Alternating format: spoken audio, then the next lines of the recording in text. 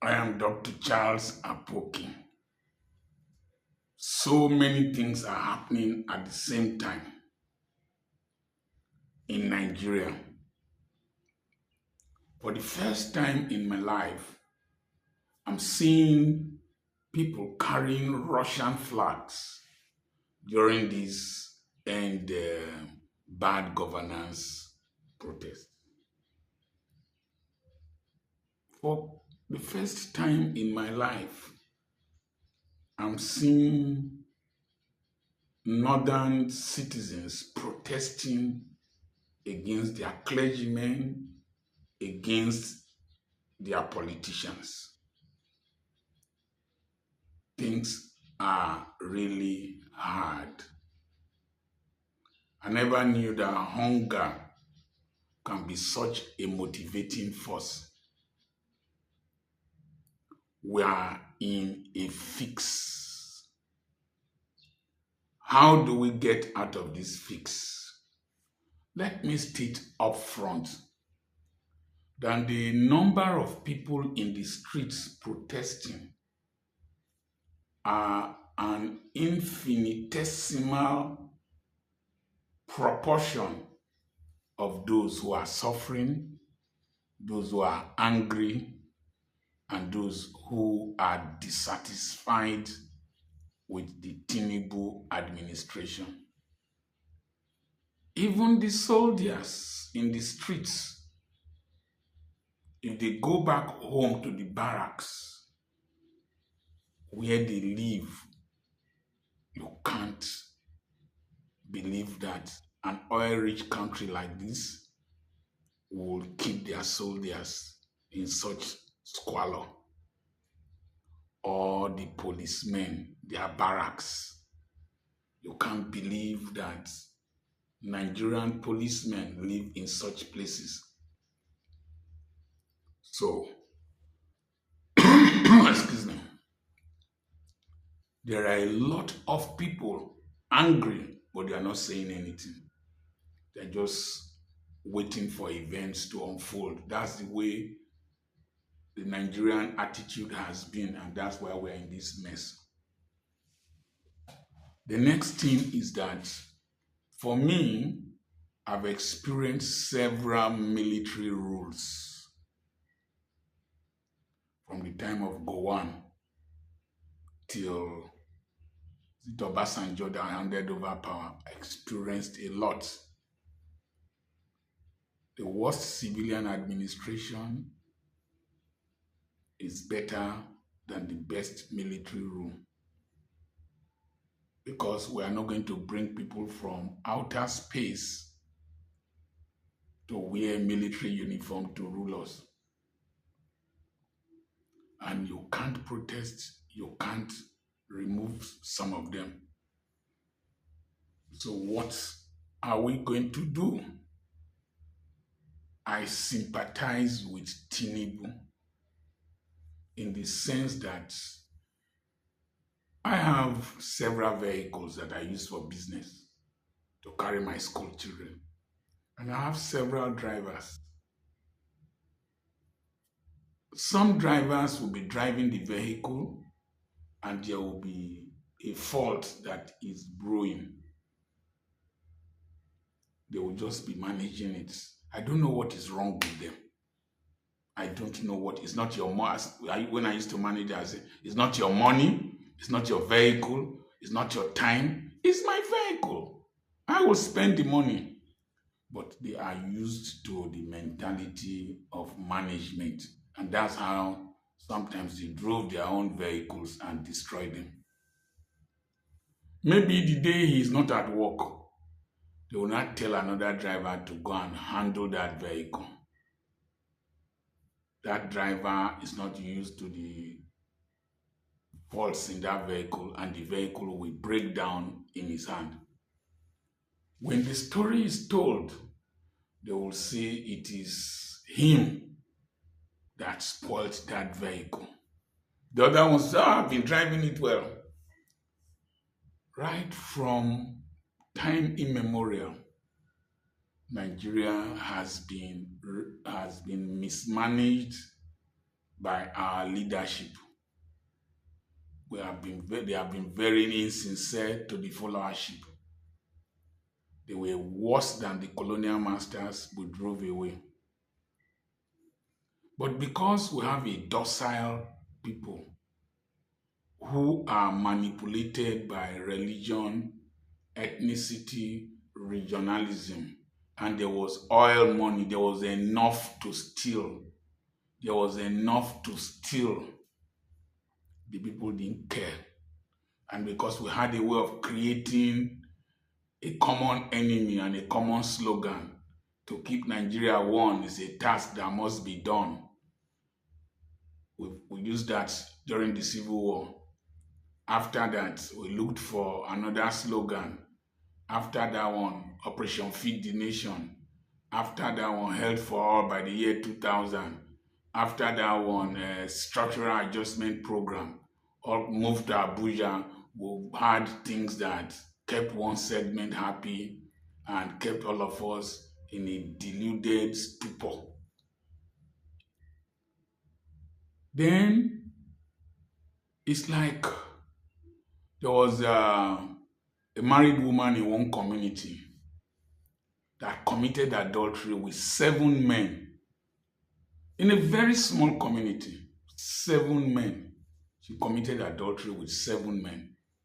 When one man goes, he will go and tell his mates the story. The other one will come, commit, and go. And the husband was a very huge man. I'm telling you a real life story. She slept with 7 men in a small village. Different men. And each one that goes will go and tell the other story. That's how they have been treating Nigeria. Obasanjo came in. He was president. After some time, I think he went to prison, came back, became president. What did Obasanjo really achieve in the first instance that is making him to become president? Murtala Mohammed was president when I was 20-something years old, 24, 25 in medical school, final year. Obasanjo came back. Buhari came back when I was 60-something years old. Buhari had been governor of Gongola State, no longer in existence. Minister for Petroleum, enjoyed so much privileges, was head of state. Why did he come back? I told my wife that Buhari should have stayed in his house, enjoyed his life with his children and grandchildren, and those his 200 cows that do family planning. Because they are always 200. He sells, I know, I'm just being crazy. That those is 200 cows that do family planning. And left with a clean reputation. I don't think it was nationalism that brought Buhari into power. I think it is a Fulanization idea, an Islamic extremism idea that brought him into, that made him contest election again. Because he set us back more than 40 years. And then when President Tinubu saw this adulterous nation that several men had gone to sleep with and came back to tell their stories, very strategically arranged Buhari to first go and test. And then when he saw Buhari tested, it was okay. He now came with his own and replicated what Buhari did. Buhari surrounded himself with his nephews, his cronies,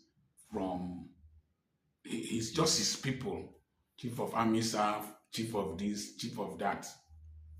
Tinubu came, started the same process, military, police, immigration was putting his people.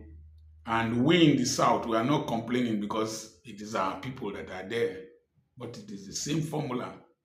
And then carry these gangsters from Lagos surround himself. Do you remember somebody with white beards that was climbing over a fence in the Senate? Climbing over a fence. Climb over a fence, a jumped fence. A senator, or was he House of Reps then, jumped over the fence. Rascals! To protest something.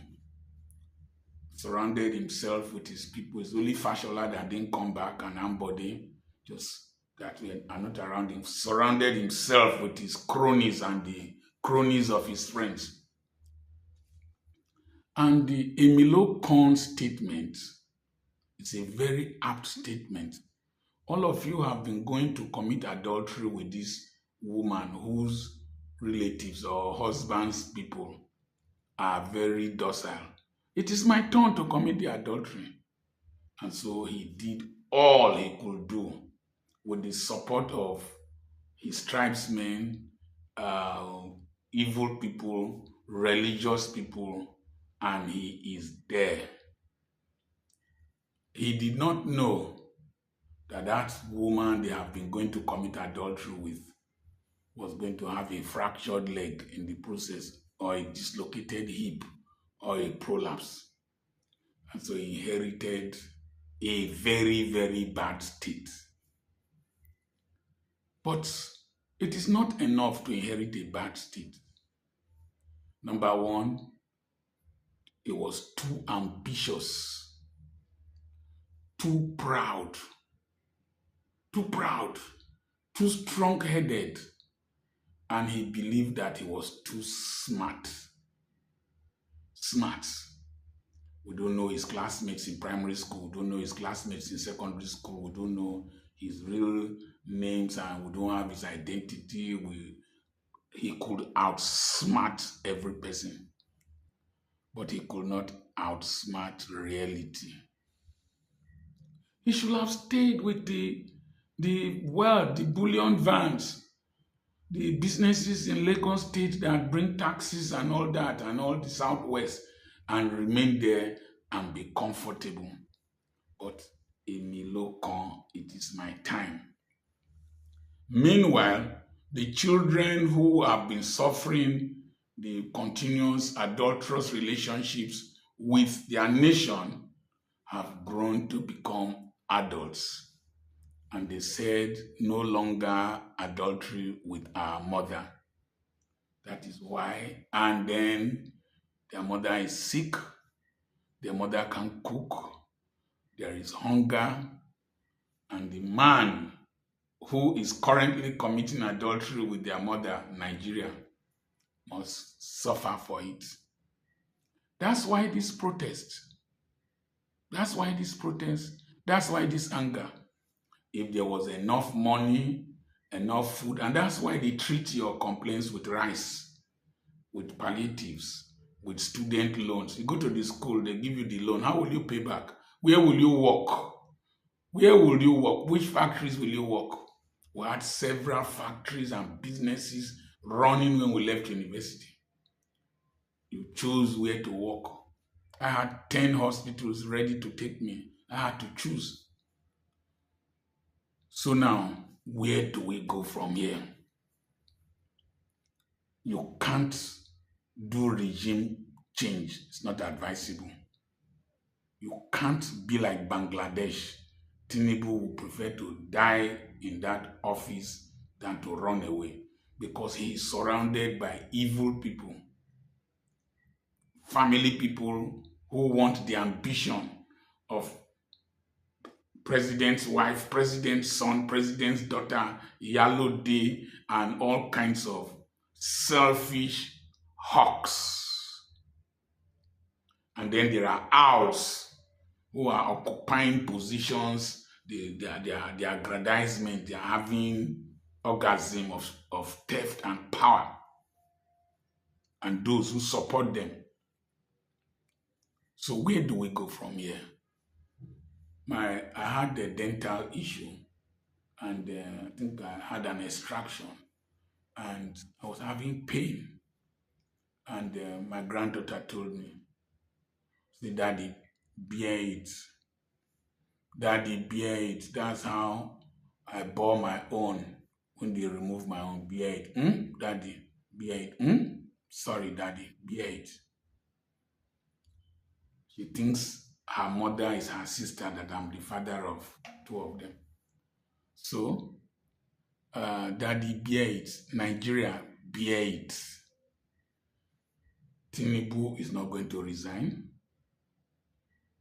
Tinubu is not going to be overthrown. We will bear Tinubu till 2027.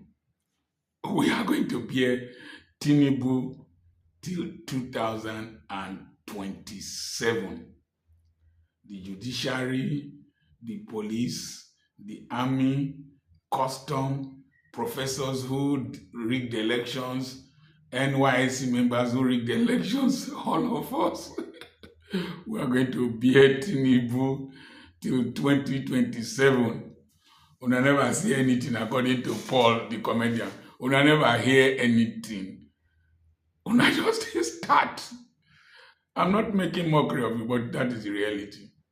So hopefully by the grace of God, 2027, pain will have taught you wisdom. And then we will reset this country. We will say, never again would we do the same mistakes that we did by rejecting somebody who had mental capacity, who had interest in the country, who had the will to bring change to this country. That is the only thing that will benefit from this pain. The blessings of pain are the lessons you learn. If you don't learn the lessons from pain, you will repeat the pain like as you repeat a class. Can't you see in Bangladesh, they call for Muhammad Yunus, the founder of the Grameen Bank, a social entrepreneur, a Nobel Prize winner who has an interest in the people and the welfare of the people, to come and head their interim government. One dull soldier, one stupid soldier can just come and take over this government. Let's manage Tinubu till 2027. It will not appeal to you, but it remains the fact. I'm running a seminar on sustainable development in life, ministry, career, and business on the 13th and on the 14th of September. It's usually a wonderful time. We have all kinds of people from all over the world, doctors, lawyers, military men, senior police officers from different countries. Join us. It's usually 2 days, 13th, 14th, the last day's question and answers. Send a message to me on +234 7052 136763. God bless you.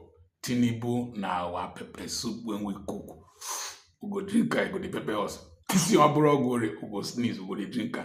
Kata come off our nose, we go drinker. Tears come out, we go drinker. We see bone, we go remove the bone, eat the flesh, then drink water. God bless you.